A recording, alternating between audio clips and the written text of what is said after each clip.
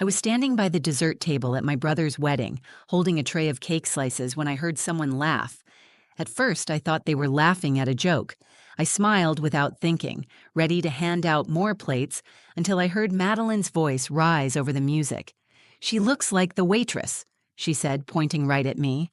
The guests around her burst out laughing. Jasper, my brother, chuckled along like it was harmless. I felt the heat rush up my neck. I laughed too, out of instinct, pretending it didn't sting. I looked down at my plain dress, my scuffed shoes, my hands trembling just a little. I kept moving, placing slices on white china plates, feeling smaller with every step. Across the room, my son Liam was watching me. His little face, usually so open and sweet, was pinched tight, his jaw set. Before I could even blink, I saw him weave through the crowd toward the DJ booth. I felt panic rise in my chest. I started to move after him, balancing the tray in my hands, calling his name softly. He reached the microphone just as the music faded between songs. Liam grabbed the mic with both hands, lifted it to his mouth, and said in a voice that didn't shake once, "Actually, she paid for this wedding." The entire room went silent.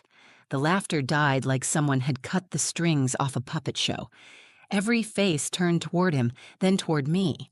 And in that frozen second, I watched Madeline's smile fall away, like a mask slipping off. If you had asked me that morning how I felt about the wedding, I would have said I was proud. Exhausted, yes. Nerves buzzing, absolutely. But mostly proud. My little brother Jasper was getting married. It didn't matter that I had been the one meeting vendors, paying overdue deposits, smoothing out last-minute crises when checks bounced. It didn't matter that my own name would never show up on the thank you cards. I told myself family didn't keep score. Love meant you showed up. I had worked a double shift the day before at the diner, then stayed up half the night steaming Jasper's tuxedo and sewing a tear in the bridesmaid dress. Madeline had ordered 2 sizes too small for one of her friends.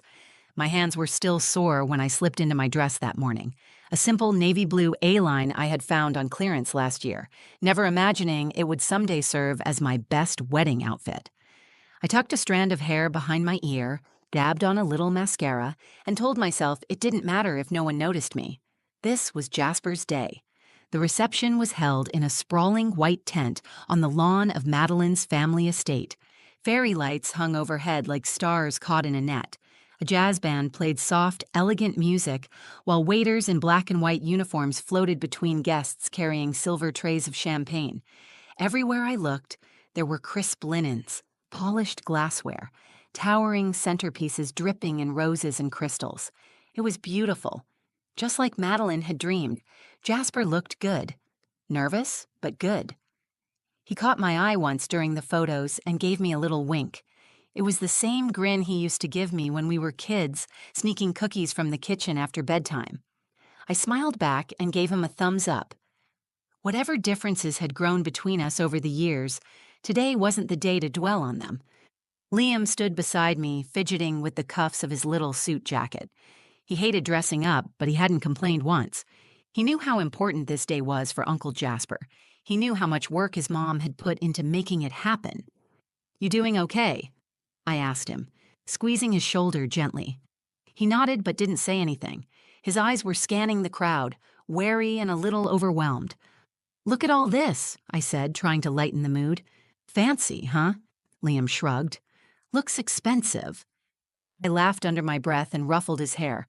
"Don't worry about that. It's not our job to worry today." It wasn't a lie, exactly. It was just a hope. I didn't want Liam carrying the weight I had carried for so long. The afternoon drifted on in a blur of speeches and toasts, the sun dipping lower, casting everything in soft gold. I stayed mostly on the sidelines, helping where I could, slipping into the background when the official photographers came around. It wasn't about me. It never had been. When the wedding planner came rushing up, looking frantic and sweaty, asking if someone could help serve the cake because one of the catering staff had quit mid-shift, I didn't hesitate. I set down my glass, took the serving knife, and got to work. It wasn't glamorous, but it needed to be done. That was what I was good at, seeing the gaps and quietly filling them. I balanced plates of cake up and down the tables, offering smiles and polite congratulations, trying not to notice when people looked right through me. It wasn't personal, I told myself. They just didn't know me. I didn't see Madeline coming until she was right beside me, her voice carrying clear over the buzz of conversation. "She looks like the waitress," she said, laughing as she pointed at me, like it was the funniest thing in the world. The guests around her laughed too. Some of them looked uncomfortable, but most just laughed because that was what you did when the bride made a joke. I smiled because that was what you did when you were raised to believe making a scene was worse than being humiliated. I kept serving. My hands trembled a little, but I kept smiling. I told myself it didn't matter. I told myself this was Jasper's day. I could survive anything for one more afternoon. But across the room, Liam's face was changing. His cheeks flushed bright red, his small fists clenching at his sides. I saw him look at me, then at the stage, then back at me. Something was building inside him, something fierce and unstoppable. Before I could move, before I could shake my head or tell him to stay put, he was already slipping through the tables toward the DJ booth, and I knew in that instant that everything was about to change. I set the empty tray down behind the dessert table and wiped my hands on a napkin, trying to catch my breath. My cheeks burned. Every nerve in my body felt exposed, like I had walked straight into a fire I had no way to escape. I told myself to shrug it off. A joke was just a joke. This day wasn't about me. I repeated the words in my head like a prayer, but when I looked up, I saw Liam moving faster now, weaving between guests, his little jaw set with a determination that scared me. His brown eyes, so much like mine, flashed with a fury I had never seen from him before. I started to move toward him, whispering his name, willing him to stop. He glanced back once and then kept going, straight for the DJ table, where a microphone rested unattended. The band had just finished a song, the room buzzing with chatter and the clinking of glasses, the perfect cover for him to slip in unnoticed. My heart hammered in my chest as I quickened my pace. I had no idea what he was planning, but I knew Liam. He was quiet, observant, but when he believed something was wrong, he acted with a boldness that caught people off guard. He had been raised watching me smooth over insults, absorb slights, stay silent to keep the peace. Maybe he had learned something different about when it was time to speak. I reached him just as his fingers curled around the microphone. "Liam," I said sharply under my breath, "stop." He turned and looked at me, and there was no fear in his face, only conviction. The kind of conviction I had long since buried under years of telling myself it was easier not to make waves. "They need to know," he said, his voice steady. Before I could say another word, he turned back and lifted the microphone to his mouth. The speakers squealed slightly, catching everyone's attention. Conversations broke off mid-sentence. Heads turned. The buzz of the room evaporated into a heavy, curious silence. Standing there in his little suit, hair sticking up in the back from where I had tried to flatten it earlier, Liam looked impossibly small and impossibly brave. My hands shook at my sides, part of me wanting to yank him away, the other part frozen by something deeper. Pride, fear, hope. "Ladies and gentlemen," he said, his voice loud and clear, "I just want to say something real quick." A few chuckles from the crowd. Some guests leaned in, expecting a cute kid moment. Maybe a funny story about Uncle Jasper. Madeline, standing at the head table in her shimmering white gown, smiled indulgently, clearly expecting the same. I watched Liam take a deep breath, the microphone shaking just slightly in his hand. "My mom isn't the waitress," he said. A murmur rippled through the room. "And she's not just here to serve you cake," he continued. His voice rose slightly, filled with something raw and shaking. The guests shifted in their seats. Some looked uncomfortable now, others curious, others frowning as if they were only just realizing who I was. Liam swallowed hard and finished, "Actually, she paid for this wedding." Silence crashed over the room like a wave. No music, no clinking glasses, just stunned, breathless stillness. I stood there, every part of me aching. I wanted to pull him off the stage. I wanted to wrap him in my arms. I wanted to disappear. I wanted to scream. I didn't know which urge was stronger. At the head table, Madeline's face froze. Her hand, halfway to lifting a champagne flute, hovered midair. Her mouth opened slightly, then closed. The color drained from her cheeks, leaving her looking pale and almost translucent under the fairy lights. Jasper turned sharply toward me, his expression wild, confused, guilty all at once. I saw the guest's eyes flick from Liam to me, then back again. Some looked embarrassed. A few looked ashamed. A handful looked impressed, like maybe they were seeing me for the first time all night. Liam lowered the microphone carefully onto the table, then looked at me. His face was calm, steady. He hadn't done it for applause. He hadn't done it for drama. He had done it because he saw something wrong and he wanted to set it right. I stood frozen for a beat, then found my feet moving toward him. I reached out and took his hand, squeezing it hard. He squeezed back, small, but fierce. Behind me, voices began to rise again, low and awkward at first. I heard the scrape of chairs, the clearing of throats. The world, stunned for a moment, began to spin forward again, but nothing was quite the same. The crack had already formed.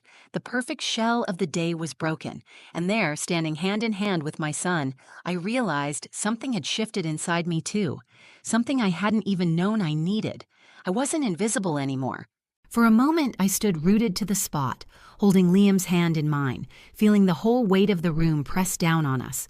Whispers darted through the tables like insects. I heard my name pass from one set of lips to another, some saying it with surprise, others with pity, a few with something close to admiration. I thought about running. I thought about gathering Liam in my arms and slipping out the side of the tent, escaping before anyone could say anything, before they could turn their attention back toward me with questions and judgments and apologies I was too tired to accept. But then I looked down at Liam. His small fingers wrapped around mine with a strength that steadied me. His face was calm, his shoulders straight, as if he had no doubt at all that he had done the right thing. I realized that if I ran now, I would be teaching him something dangerous. I would be telling him that speaking the truth meant shame, that standing up for someone you love should be followed by retreat and silence. I had spent so many years telling myself it was noble to keep my head down, to swallow pride in the name of family, but standing there beside my son, I saw it differently. Silence hadn't made anything better. It had only made it easier for people to forget what I had done for them. I squeezed his hand, feeling something click into place inside me. A decision made without anger, without bitterness, but with a quiet certainty I had never let myself feel before. I was not going to run. I straightened my spine and lifted my chin. I looked across the tent to where Jasper was standing. His face was pale, his mouth tight, his hands clenching and unclenching at his sides. I could see the war going on inside him. He wanted to defend me, but he didn't know how. He wanted to smooth it over without having to face the truth of it. Our eyes met across the distance. For a second, he looked like the little boy who used to follow me around the backyard with a toy sword, swearing he would protect me from monsters. Now it was my turn to protect something, my dignity, my son's belief that telling the truth mattered. I stepped forward, walking with Liam toward the center of the tent. I could feel eyes following us, the weight of 100 gazes. I didn't falter. Liam walked half a step ahead of me, like he was leading the charge. When we reached the center, Jasper stepped toward us, his face stricken. "Alara," he said, his voice low, rough with guilt. I didn't know he was going to say anything. I looked at him steadily. Maybe he shouldn't have had to. Madeline stood a few feet behind him, stiff and silent, her hands clutching the sides of her dress. She avoided my gaze, pretending to fiddle with her bouquet. I didn't shout. I didn't cry. I didn't make a scene. I simply reached down, adjusted the strap of my purse on my shoulder, and said clearly enough for the nearest tables to hear, "Congratulations on your marriage. I hope it brings you all the joy you're looking for." There was no malice in my voice, just a kind of weary grace that made a few people glance away, ashamed. I turned to Liam. "Ready to go, buddy?" He nodded, his eyes bright with unshed tears. Not from sadness, but from the enormity of the moment. As we started toward the exit, I heard Jasper call my name again. I stopped, but didn't turn around. "I'm sorry," he said, his voice breaking. "You deserved better." For a second, I considered looking back, but then I thought about all the times I had waited for that apology, hoped for it, imagined it would change something fundamental between us. Now that it had come, it felt almost beside the point. I had already changed. I didn't need his words to validate what I knew now. Without a word, I pushed open the tent flap and stepped into the cool evening air, Liam's hand warm in mine. The sky above was wide and clear, the stars just starting to prick through the darkening blue. The night smelled like fresh-cut grass and something sweet, maybe the last traces of wedding cake drifting into the air. We walked to the car together in silence. Not the heavy silence of shame or anger, but something lighter, something stronger. Inside me, a quiet fire had been lit. Not the raging, destructive kind, but a steady flame that would not go out again. I knew who I was. I knew what I had done. And I knew what I would no longer accept. I had spent so long thinking I had to stay small to keep peace, to keep love. But peace built on silence is not real peace. And love that needs you to be invisible is not real love. Not anymore. Not for me. Not for Liam. The cool air wrapped around me as Liam and I stepped away from the tent, the music behind us growing softer with every step. I unlocked the car, and he climbed into the back seat, still holding his small shoulders straight, still looking like he was ready to take on the world if he had to. I stood there for a moment, one hand on the door handle, breathing in the night.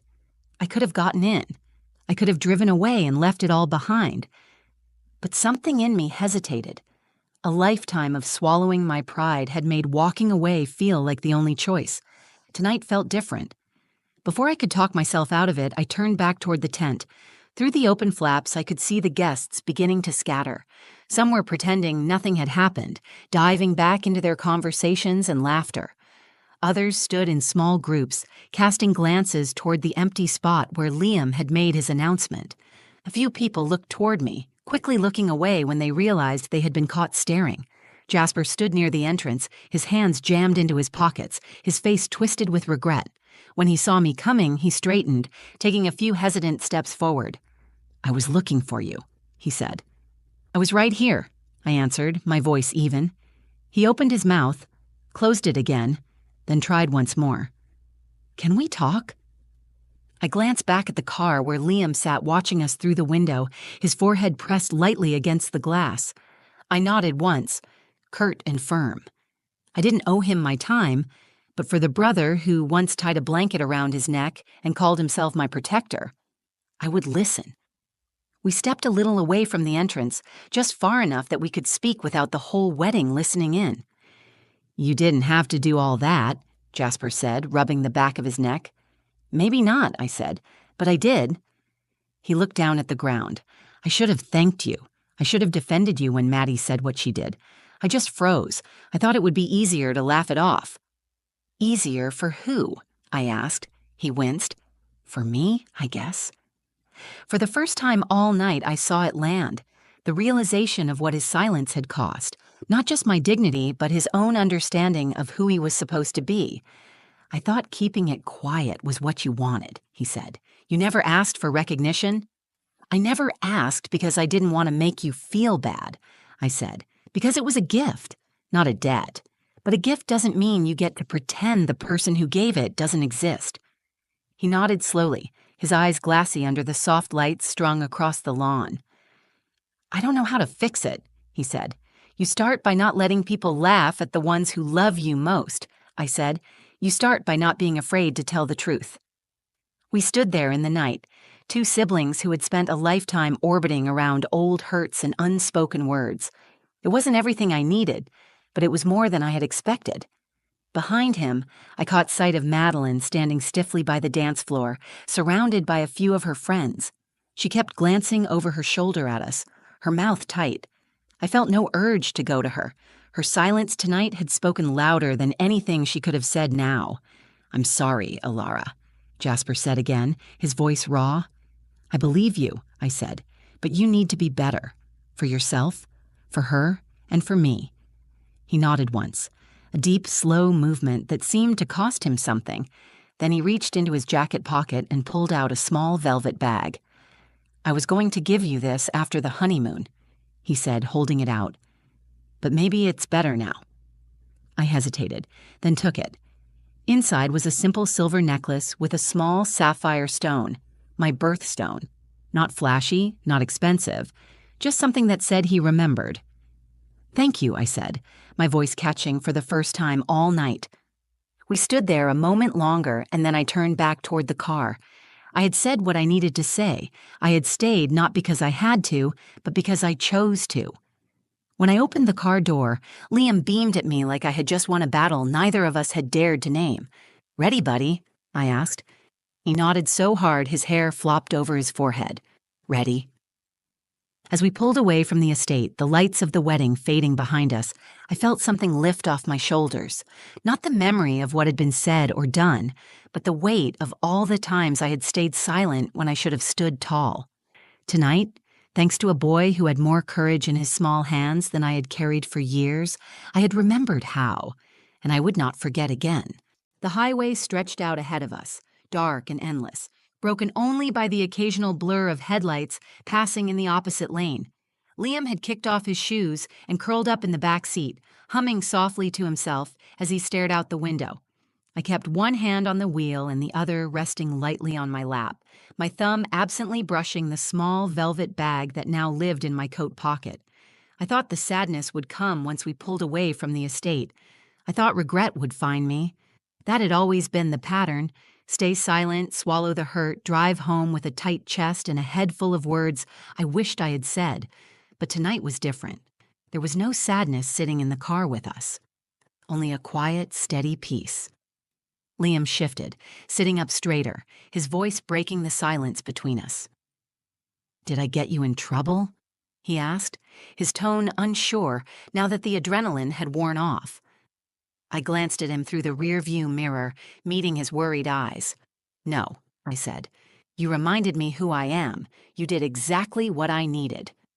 He smiled, small but real, and leaned back against the seat. The truth was, for so long I had worn my invisibility like armor. I thought if I was helpful enough, agreeable enough, easy enough, I would earn a place where I belonged. But belonging bought with silence and sacrifice is fragile. It crumbles the first time you ask for more. It vanishes the moment you need to be seen as more than useful. Watching Liam stand up for me, without hesitation, had cracked something open inside me. It was not about pride or anger. It was about dignity, about finally claiming the right to be visible without apology. The memory of the wedding already felt distant, like a chapter that had ended before I realized I had turned the page. Madeline's frozen expression, the stunned faces of the guests, Jasper's shame. They would all return to their lives, their small dramas and celebrations. But I had walked away different, stronger, clearer. I knew there would be whispers, family members trying to smooth things over, apologies tucked into awkward conversations, invitations extended with careful smiles. Some bridges might burn whether I wanted them to or not. I had made peace with that. Some bridges are meant to burn, so you never forget to choose yourself next time. I flicked on the radio, low enough that it filled the car with a soft hum but not so loud that it interrupted the stillness between us. Liam closed his eyes, his breathing evening out, the tension finally leaving his small body. As the miles rolled by, I thought about what kind of example I wanted to be for him. I had always believed protecting him meant shielding him from conflict. Now I understood that real protection meant showing him how to walk into a room and know you belong there, no matter who tries to tell you otherwise. It meant teaching him that kindness does not require silence, and that loving someone never means making yourself small. When I pulled into our driveway, the porch light was still on, casting a soft glow over the cracked steps and peeling paint. It was not a mansion like Madeline's family estate, but it was ours. It was built on late nights and early mornings, on sacrifices and dreams, stitched together with more hope than money. I parked the car and turned off the engine. For a moment, I sat there, watching the rise and fall of Liam's chest, letting gratitude settle over me like a blanket. Gratitude for the boy who had seen me. Gratitude for the voice I had finally reclaimed. Gratitude for the quiet certainty that from now on, things would be different. I opened the door, stepping into the crisp night air. Liam stirred, blinking sleepily as I unbuckled him. "Come on, buddy," I said, my voice soft. "We're home." He slipped his hand into mine without hesitation, just like he had done on the dance floor, just like he had done when he grabbed that microphone. As we climbed the steps together, I realized something simple and profound. I had spent so long fighting to be part of other people's celebrations, waiting for an invitation to be seen, to matter. But tonight I understood. I did not need permission to matter. I always had, and I always would, and that was enough. If this story touched you, if it reminded you of someone you love, or even if it reminded you of your own strength, I would love it if you showed some love back. Please like the video if it meant something to you. Share it with someone who might need to hear it today. Leave a comment below and tell me your story. I read everyone, and they truly mean the world to me. And if you want more real stories about finding strength, family, and standing up for yourself, hit that subscribe button and join this community. Thank you for spending a little time with me today. Stay strong, stay kind, and always remember, you don't need permission to matter.